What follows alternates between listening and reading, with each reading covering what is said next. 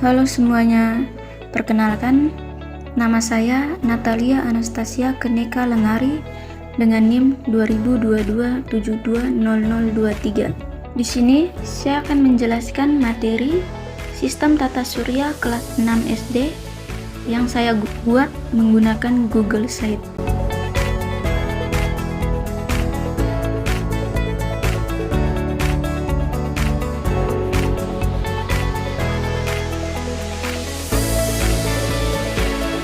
Tujuan pembelajaran sistem tata surya di SD meliputi dua aspek, yaitu 1. Aspek pengetahuan meliputi mengenal benda-benda langit penyusun tata surya, terutama planet-planet. Yang kedua, memahami matahari sebagai pusat tata surya. Yang ketiga, mampu menyebutkan nama 8 planet dalam tata surya. Yang keempat, dapat menjelaskan posisi masing-masing planet. Tujuan yang kedua yaitu keterampilan, meliputi 1. Mendeskripsikan susunan tata surya secara sederhana. 2. Mengurutkan letak planet berdasarkan jaraknya dari matahari. Yang ketiga, membuat model sederhana dari tata surya.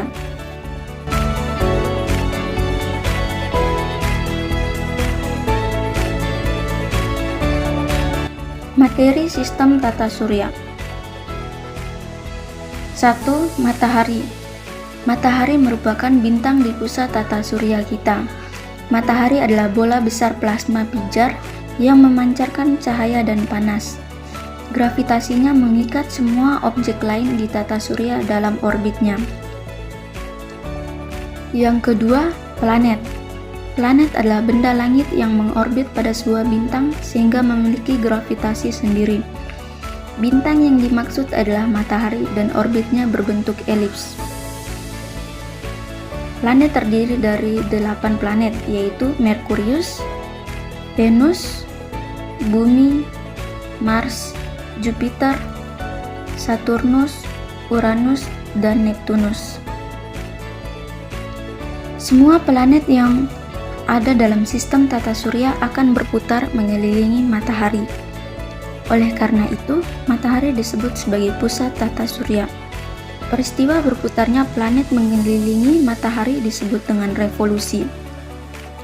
Setiap planet memiliki waktu yang berbeda untuk mengelilingi matahari dalam satu kali putaran penuh. Benda langit yang ketiga yaitu meteoroid. Meteoroid adalah benda-benda langit berukuran kecil yang melayang-layang di angkasa dengan kecepatan tinggi dan tidak mempunyai lintasan tertentu. Meteoroid adalah batuan luar angkasa yang ukurannya berkisar dari butiran debu hingga asteroid kecil. Ketika meteoroid memasuki atmosfer bumi atau atmosfer planet lain dengan kecepatan tinggi dan terbakar disebut meteor. 4. Meteor. Meteor atau bintang jatuh adalah penampakan meteoroid, asteroid, atau komet yang terbakar ketika memasuki atmosfer bumi. Meteor adalah lintasan cahaya terang di langit yang terjadi karena pecahan meteoroid masuk ke atmosfer bumi. Meteor habis terbakar sebelum mencapai permukaan bumi. Pecahan meteoroid bergerak cepat dari angkasa luar menembus atmosfer bumi. Yang kelima, komet. Komet adalah benda langit yang mengelilingi matahari dengan orbit yang berbentuk sangat lonjong. Komet terdiri dari kumpulan debu dan gas yang dapat membeku jika jauh dari matahari. Ekor komet selalu menjauhi matahari karena mendapat dorongan angin matahari. Pada saat komet mendekati matahari, ekornya berada di belakang, sedangkan pada saat menjauhi matahari, ekornya berada di depan.